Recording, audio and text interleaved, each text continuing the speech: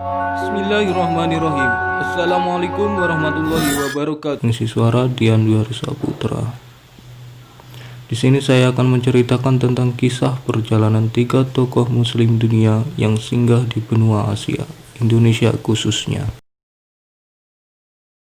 Samana Cheng Ho lahir di komunitas muslim Yunan, Tiongkok.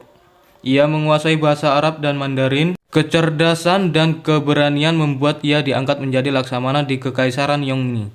Selama 28 tahun pelayaran, Laksamana Cheng Ho menjadi diplomat yang mengunjungi 37 negara termasuk Indonesia. Persinggahannya di Semarang menginspirasi pembangunan sebuah petilasan bernama Kelenteng Sampokong. Sa'ad bin Abi Waqqas adalah sahabat Nabi Muhammad SAW dan termasuk golongan pertama pemeluk Islam. Ia juga merupakan sosok yang rendah hati dan jujur. Ia pernah memimpin perang-perang besar dalam sejarah Islam seperti Badar dan Uhud. Sa'ad bin Abi Waqqas dikirim ke Tiongkok untuk menyebarkan agama Islam. Menurut catatan sejarah, Masjid Huangseng di Guangzhou adalah masjid pertama di Tiongkok yang dibangun oleh Sa'ad bin Abi Waqqas.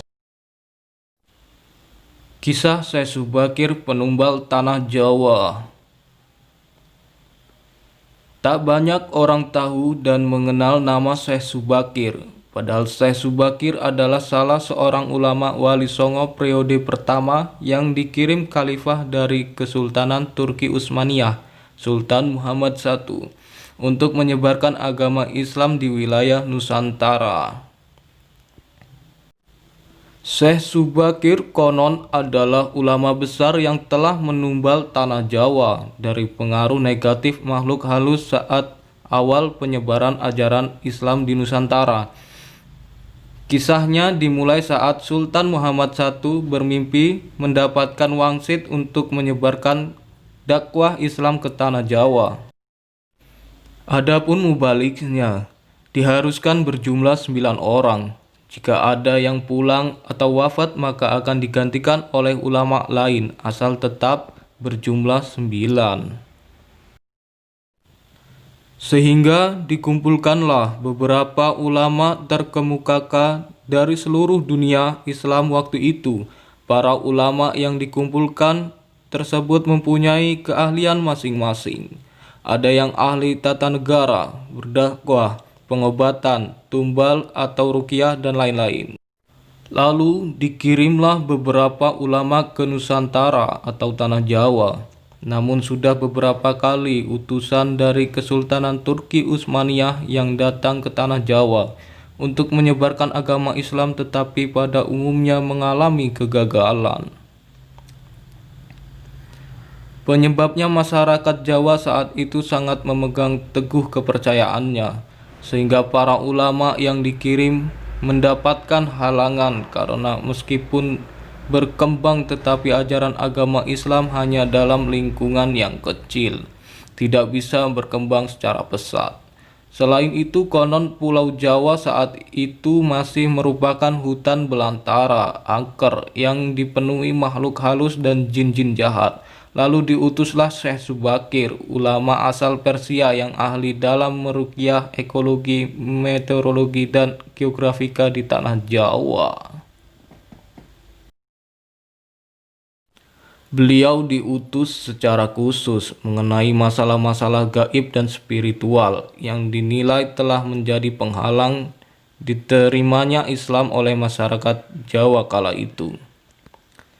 Berdasarkan babat tanah Jawa, telah sampai ke Nusantara Syekh Subakir yang menguasai ilmu gaib dan dapat menerawang makhluk halus, mengetahui penyebab utama kegagalan para ulama pendahulu dalam penyebaran ajaran Islam karena dihalangi para jin dan dedemit penunggu tanah Jawa. Para jin, dedemit, dan lelembut tersebut bisa merubah wujud menjadi ombak besar yang mampu menenggelamkan kapal berikut penumpangnya dan menjadi angin puting beliung yang mampu memporak-porandakan apa saja yang berada di depannya. Lain itu, para jin kafir dan bangsa lelembut tersebut juga bisa berubah wujud menjadi hewan buas yang mencelakakan para ulama pendahulu tersebut. Untuk mengatasi hal tersebut, konon Syekh Subakir membawa batu hitam dari Arab yang telah dirajah. Lalu batu dengan nama Raja Aji Kala Cakra tersebut dipasang di tengah-tengah tanah Jawa, yaitu di puncak Gunung Tidar, Magelang, karena Gunung Tidar dipercayai sebagai titik sentral atau pakunya tanah Jawa. Efek dari kekuatan gaib suci yang dimunculkan oleh batu hitam tersebut menimbulkan gejolak. Alam yang tadinya cerah dan sejuk, matahari bersinar terang, damai dengan kicauan burung, tiba-tiba berubah drastis selama 3 hari 3 malam. Cuaca mendung, angin bergerak cepat, kilat menyambar menimbulkan hujan api, gunung-gunung bergemuruh tiada henti. Lelembut, setan, siluman lari menyelamatkan diri, jin, peri, ganaspati, kuntilanak, cai langkung, semua hanyut dalam air karena tidak kuat menahan panasnya pancaran batu hitam tersebut. Makhluk halus yang masih hidup pun mengungsi ke lautan. Sebagian jin yang lain ada yang mati akibat hawa panas dari tumbal yang dipasang Syekh Subakir tersebut. Melihat hal itu, konon Sabda Palon, raja bangsa jin yang telah 9.000 tahun bersemayam di puncak Gunung Tidar, terusik dan keluar mencari penyebab timbulnya hawa panas bagi bangsa jin dan lelembut.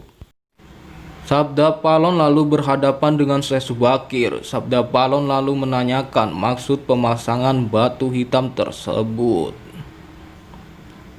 Sang ulama menyatakan maksud dia menancapkan batu hitam itu untuk mengusir bangsa jin dan lelembut yang mengganggu upaya penyebaran ajaran Islam di tanah Jawa oleh para ulama utusan Khalifah Turki Utsmaniyah. Setelah terjadi perdebatan, mereka segera mengadu kesaktian. Konon pertempuran antara keduanya terjadi selama 40 hari 40 malam. Hingga Sabda Palon yang juga dikenal sebagai Ki Semar Badaranaya, sang dayang tanah Jawa ini merasa kewalahan dan menawarkan perundingan. Sabda Palon mensyaratkan beberapa poin dalam upaya penyebaran Islam di tanah Jawa. Isi kesepakatan antara lain, Sabda Palon memberikan kesempatan kepada Syekh Subakir beserta para ulama untuk menyebarkan Islam di tanah Jawa, tetapi tidak boleh dengan cara memaksa. Kemudian Sabda Palon juga memberi kesempatan kepada orang Islam untuk berkuasa di tanah Jawa, raja-raja Islam, namun dengan catatan para raja Islam itu silakan berkuasa, namun jangan sampai meninggalkan adat istiadat dan budaya yang ada. Silakan kembangkan ajaran Islam sesuai dengan kitab yang diakuinya, tetapi biarkan adat dan budaya berkembang sedemikian rupa. Syarat-syarat itu pun akhirnya disetujui Syekh Subakir. Selain di puncak Gunung Tidar, Syekh Subakir juga membersihkan beberapa tempat angker di tanah Jawa yang dikuasai para raja jin dan makhluk halus lainnya. Dalam versi lain diceritakan untuk membersihkan wilayah Gunung Tidar dan bangsa jin, Syekh Subakir membawa senjata pusaka berupa tombak Kiai Panjang. Lalu tombak pusaka tersebut ditancapkan tepat di puncak Gunung Tidar sebagai penolak bala. Dan benar, tombak sakti itu menciptakan hawa panas yang bukan main bagi para lelembut dan bangsa jin yang berdiam di Gunung Tidar. Mereka pun lari tunggang langgang meninggalkan Gunung Tidar. Sebagian pengikut Sabda Palon dari bangsa jin melarikan diri ke timur, dan konon hingga sekarang menempati daerah Gunung Merapi yang masih dipercaya sebagian masyarakat sebagai wilayah yang angker. Bahkan sebagian lagi anak buah Sabda Palon ada yang melarikan diri ke Alas Roban dan ke Gunung Serandil. Tombak itu sekarang masih dijaga oleh masyarakat dan ditempatkan di puncak Gunung Tidar dengan nama makam Tombak Kiai Panjang. Dengan adanya tombak sakti itu, maka amanlah Gunung Tidar dari kekuasaan para jin dan makhluk halus. Karena keberhasilannya menumbal tanah Jawa, lalu penyebaran Islam oleh Wali Songo periode pertama menjadi lancar. Nama Syekh Subakir lalu menjadi sangat terkenal dan dikagumi di kalangan para pendekar, penganut ilmu gaib dan kanuragan, bangsawan, serta masyarakat di tanah Jawa ketika itu, sehingga mereka terkesan mendewakan sang ulama asal Persia tersebut. Akhirnya, untuk melepaskan kefanatikan masyarakat terhadap Syekh Subakir dan untuk menjaga akidah umat Islam, maka pada tahun 1462 Masehi, Syekh Subakir pulang ke Persia, Iran. Ini dimaksudkan agar kefanatikan tersebut runtuh dan masyarakat kembali kepada tauhid yang benar. Selain itu, tugas ulama Syekh Subakir untuk membersihkan tanah Jawa dari pengaruh negatif makhluk halus telah selesai.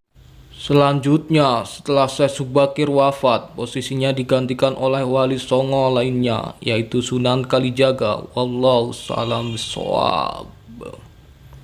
Assalamualaikum warahmatullahi wabarakatuh.